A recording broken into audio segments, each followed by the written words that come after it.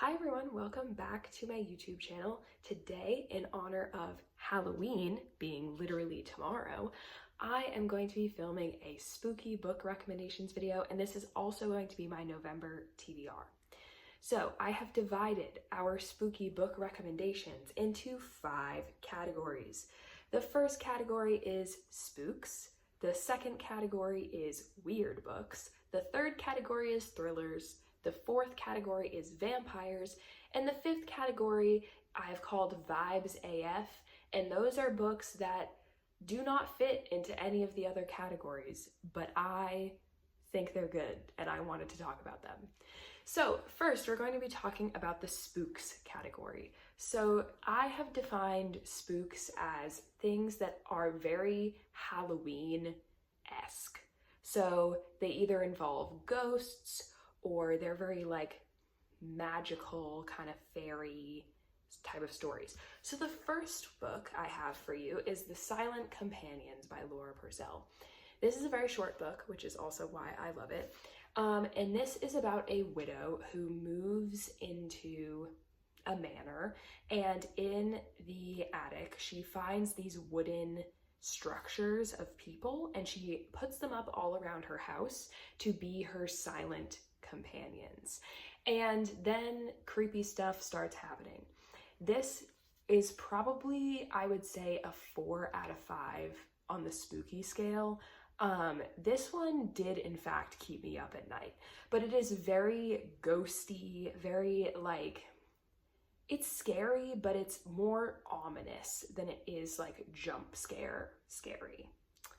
The second book I have for you is The Bone Houses by Emily Lloyd Jones, which is objectively one of my favorite books in this video.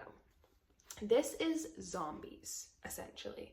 So there is a girl who cares for her family's graveyard, and they live next to the woods where these like skeleton zombie creatures live, and they call them bone houses. And she has to go into the woods and defeat some bone houses to solve a mystery, essentially. This, I would say, is probably like a 2 out of 5 spooky. It is very Halloween vibes, which is why it's in the spooks category, but I wouldn't say that it's scary. It's more just about like the gothic vibes of the book than it is about like actually scaring you and keeping you up at night. But I love this book and I think everyone should read it, so it's going on the list. The third book in the spooks category I do not have a physical copy of, sadly, and that is The Hazel Wood by Melissa Albert. So The Hazel Wood is a book about a girl whose grandmother wrote a bunch of fairy tale stories that are like kind of weird and scary. And her grandmother dies, and she ends up at her grandmother's manor to try and figure out what happened, and she discovers that some of the stories that her grandmother was writing were actually real. I would say that The Hazel Wood is probably like 3 out of 5 spooky. It can be scary. There are parts of it that stick with you, but for the most part, it is not going to be like horror movie Conjuring level scary. It's just simply about the gothic fairy tale vibes, and that is pretty much all I have to say about it. So now we are on to our next category, weird books. Now, weird books in my case are defined as books that I think should be read in October purely because of the vibes that they give off, but they are all strange. Like, these are books that if you are not into weird books, don't read them. All right. The first book in that category is Annihilation by Jeff Vandermeer. This is also a really small book. So if you're looking for a nice short book to finish up spooky season, this is a good one to go with. This is about a woman whose husband has gone on a science expedition into a place called Area X, which is like this area of the United States that has like this weird fog around it, and nobody really knows like what's in there because no expedition has ever come back. But one day, after her husband goes into Area X, he just appears back at home, but he's like weird. He's different, you know? And so she goes into Area X to like try and find out what made him the way that he is. This book is probably 5 out of 5 spooky. It's really quite scary. And the movie is 100 times scarier than the book. They really did some messed up stuff with the movie. But I think that if you are really into weird science fiction and books that are genuinely going to keep you up at night, you should read this. The next book I also don't have a physical copy of, and that is The Starving Saints by Caitlin Starling. So I think I talked about this in a previous video, but this is a book about 3 women who live in a castle that is under siege.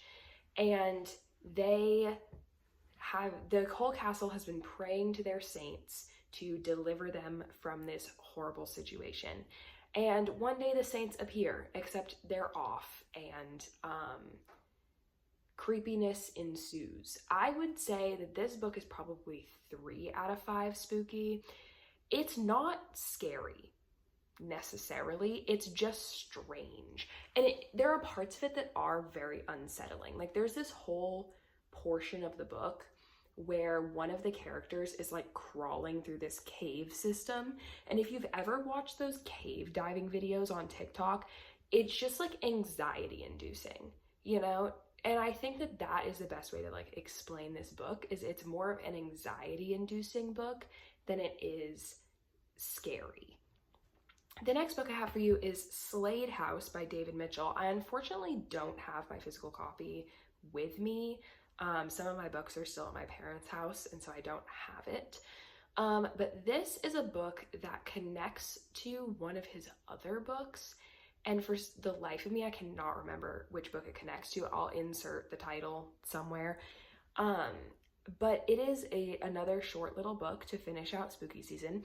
And it takes place over like many, many timelines of people going to visit Slade House and just never coming back out. And over time, you start to uncover why these people aren't leaving Slade House. It is strange. It is extremely weird, which is why it's in the weird category. But I think it's like the perfect little spooky mystery. I'd say it's probably about a 3 out of 5 on the spooky scale. It's not scary. It just is very, again, unsettling, which I think really encapsulates this weird category. The next book in the weird category that I have for you is House of Hollow by Crystal Sutherland. So House of Hollow is a book about these 3 sisters who, when they were younger, they disappeared and then randomly reappeared, and they were completely different. And now, fast forward into the future, one of the sisters has gone missing, and another one is being pursued by this like creature. And so they have to go back to where they disappeared and try and figure out what happened. I would say this book is probably a 4 out of 5 spooky. There are definitely parts of it that stuck with me. There are chase scenes in this book that are scary, but the overall story itself is not scary the whole time. So I think that if, you don't do well with scary, this might be a good place for you to like enter the scary book genre. The last book in the weird category is one I read relatively recently, and that's The Library at Mount Char by Scott Hawkins. Now, it is almost impossible to explain the plot of this book without spoiling it, but I will do my best. So we are following a girl who used to live in this like interdimensional library, and she lived with a bunch of other kids, and they all had specializations in particular topics. And they were raised by this like head librarian who was like an extra dimensional being. It's hard to explain. And but now their father, the extra dimensional being, has died. And so they've all come home, a la Umbrella Academy, to figure out what happened. I would give this book probably 3 out of 5 scary, but 17 out of 5 weird. It is so unbelievably strange, and I think that that is what fits it into the like spooky book recommendation category. It is just so weird. It's just a weird little book, but I think everyone should read it because it was incredibly well done. Okay, next up we are getting into thrillers, which is one of my favorite categories.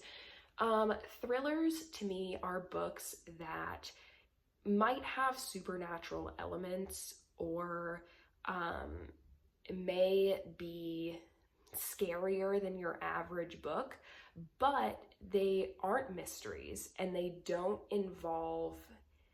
aren't horror. Like, there's a difference between thriller and horror. Now, the first book that I have for you kind of skirts the line between thriller and horror, and that is The Only Good Indians by Stephen Graham Jones. Now, I would classify this book as a thriller, but Stephen Graham Jones is a horror author, so take it with a grain of salt, right? I would say this book is about, I've talked about this book before, this book is about 4 men who killed a bunch of elk and now 10 years later are being haunted by elk. And there's a lot of death. There's a lot of blood in this. And I would say that it's probably 4 out of 5 spooky. The first third of this book is scary.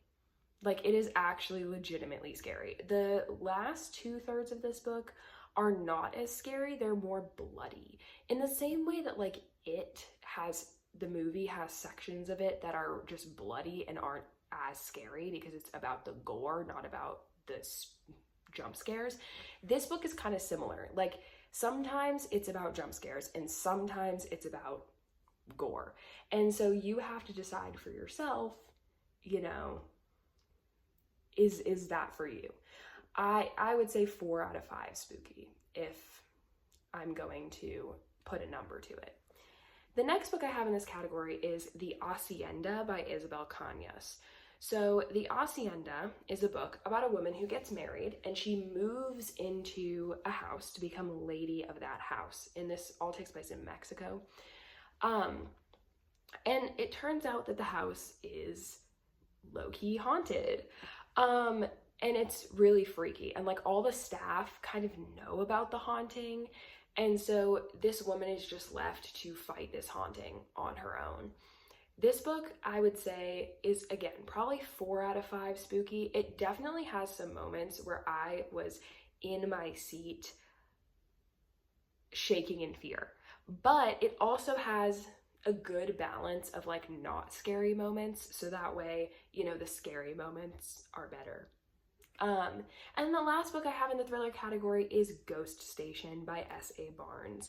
Ghost Station is a book about a crew of astronauts who go to a planet where there has been a station there for a really long time, but that station has now been abandoned, and so they're going to see what happened. And essentially the thrill is that, like, it might be aliens, you know? It's very, like, Roanoke Colony-esque. So if, you know, you like books like that where, like, everyone has disappeared and suddenly you have to figure out what happened, that would be a great book for you. I would give it maybe 3.5 out of 5 scary. There were parts of it where I was like, oh my God, what is gonna happen? But then there were parts of it where I was like, you know, this isn't that bad. But that's what I would give for that book. I'm just realizing now that I missed a category. There are actually 6 categories.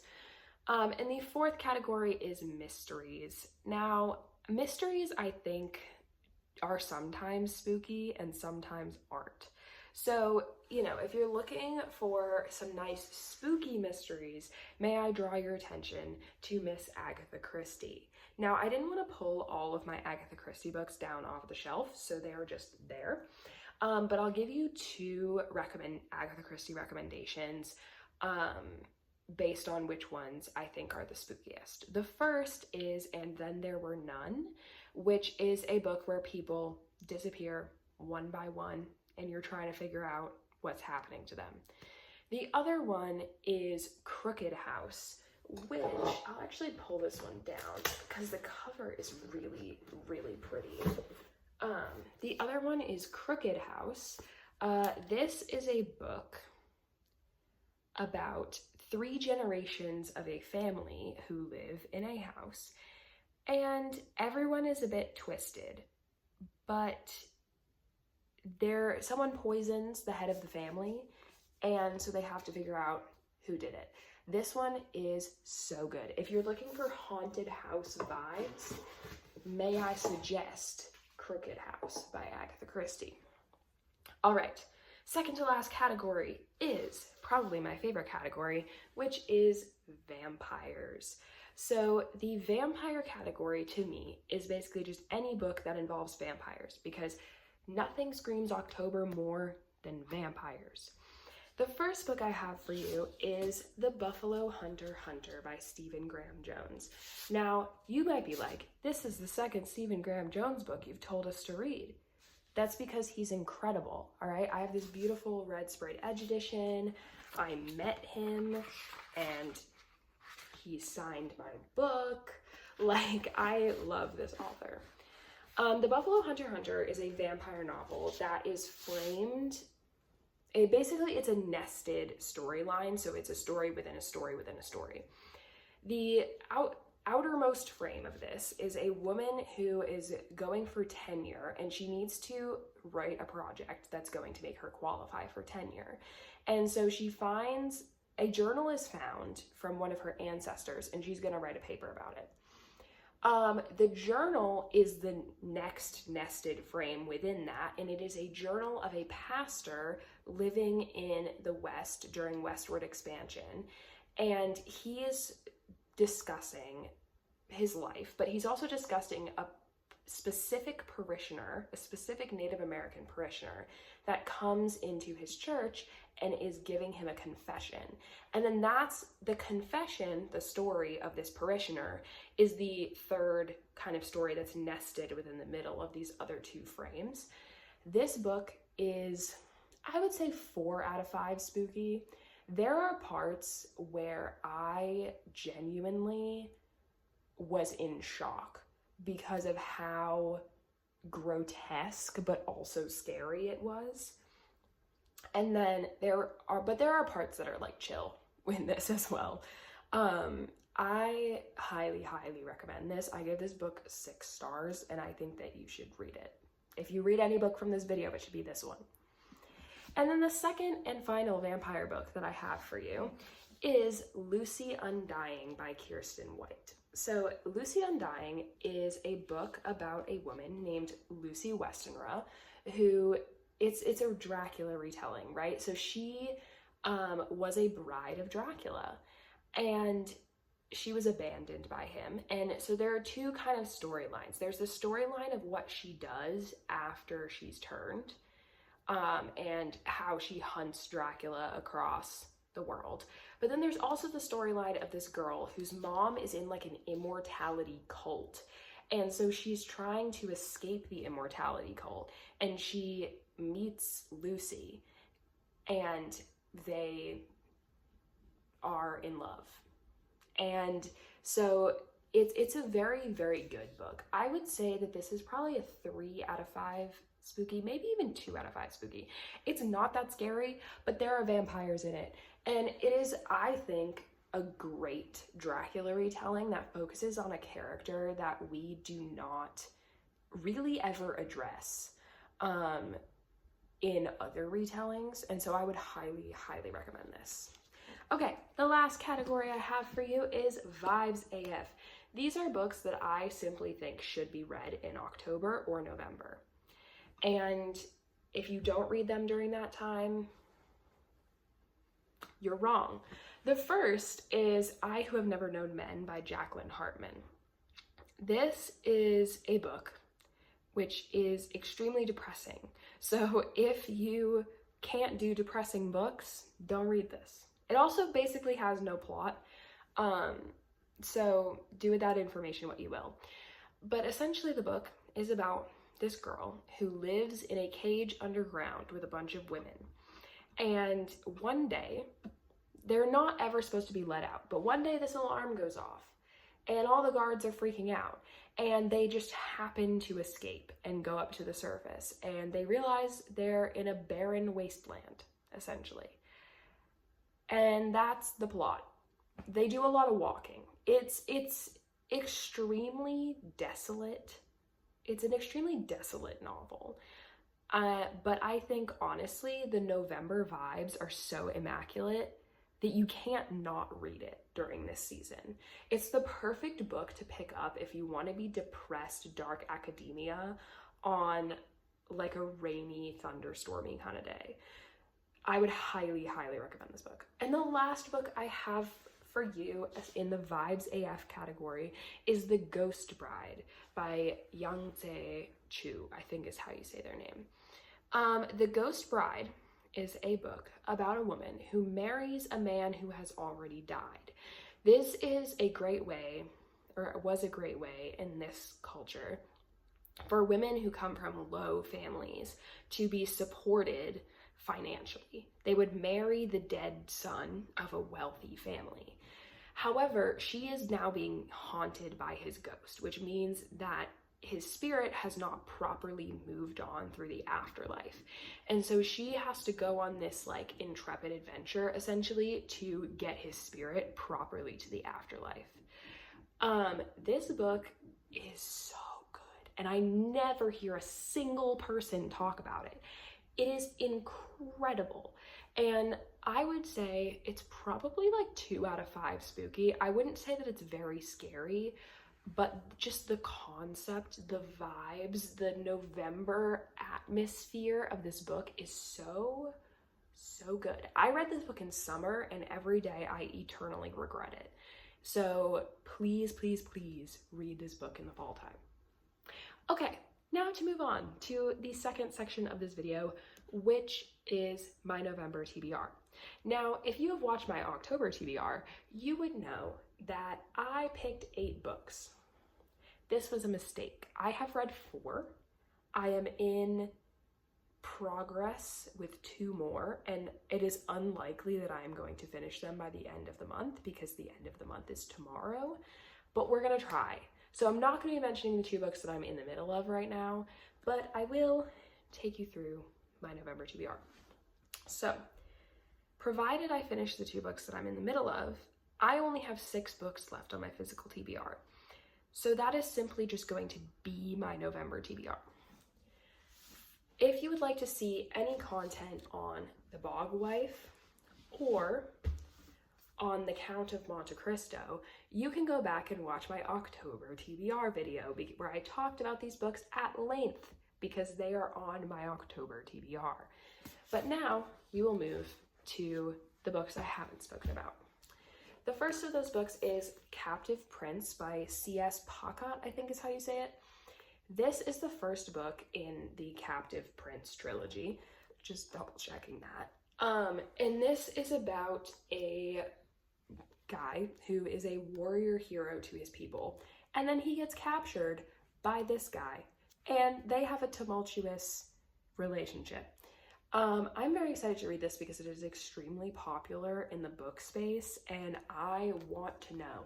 I want to know the vibes. All right, next we have The Night Ends with Fire by KX Song, and I need to read this book. I've had it for over a year, and look at this beautiful, stunning edition. Like, I genuinely do not know how I haven't read, like, look at this end paper. I genuinely do not know how I haven't picked this up when it looks like this. And like, the cover, incredible. This is essentially a Mulan retelling. The main girl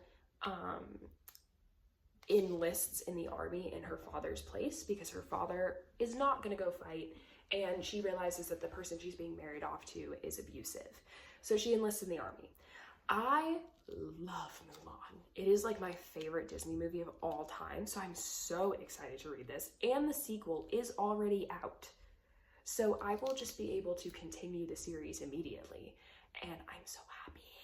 I'm so happy. Anyway, next, I'm starting way too many series in November, and we're not going to talk about it. It's fine. The next book I have is Ashes of the Sun by Django Wexler. This is the first book in the Burning Blade and Silver Eye series. I genuinely could not tell you what this book is about. I saw literally one person recommend this on TikTok, and I immediately bought it. So let's find out what it's about together, shall we? Okay, so unfortunately, I don't know what this is about. I believe it involves two siblings fighting on opposite sides of a war, but that's all I got. Couldn't tell you. It sounds good though, so I'm gonna read it. And lastly, and certainly not least, we have Shadow of the Gods by John Gwynne. Again, I have no idea what this is. I have seen so many booktubers and book talkers that I watch talk about this book, and I feel like it's time. I am excited. I don't know what it's about. I know that it's Norse mythology, and frankly, that's all I need to know. Like, I definitely do not need to know a single thing about this except for the fact that it's Norse mythology. All right, and that will be the end of today's video. Thank you so much for watching. Please hit that subscribe button. I will be doing a couple other videos coming up, particularly my October wrap up. I'm gonna be doing a bookshelf tour, and probably a book shopping vlog are gonna be my next 3 videos. So if you'd like to see those, hit the subscribe button, and I will see you on the flip side.